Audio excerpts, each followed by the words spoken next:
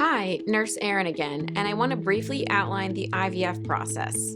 IVF, or in vitro fertilization, is a process where sperm and egg meet outside of the body in an IVF laboratory to spur fertilization and create an embryo. To keep things simple, let's focus on the 5 key steps of an IVF cycle for most patients in most fertility centers. Step 1 is ovarian stimulation. Injections of fertility drugs such as FSH and HMG help to stimulate eggs in your ovaries. Injections usually last 10 to 12 days, and you'll visit the office a few times to monitor your progress during that time. Step 2 is the egg retrieval.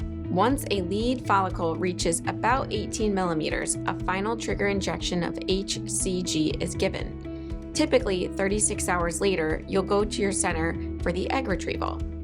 The procedure lasts about 20 minutes and in most cases is done under sedation. Step 3 is sperm collection and preparation. The male sperm will be washed and prepared for use to fertilize an egg in the laboratory.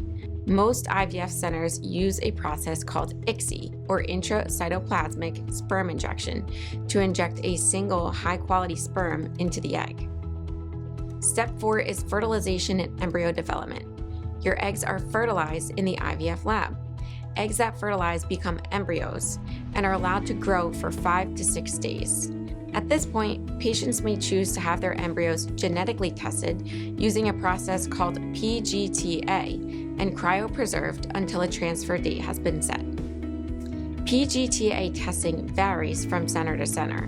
And finally, step 5 is the embryo transfer. Preparation for an embryo transfer takes a few weeks in order to optimize the uterine lining and hormonal environment. Typically, a single embryo is selected and thawed for transfer. This procedure takes less than 15 minutes to complete.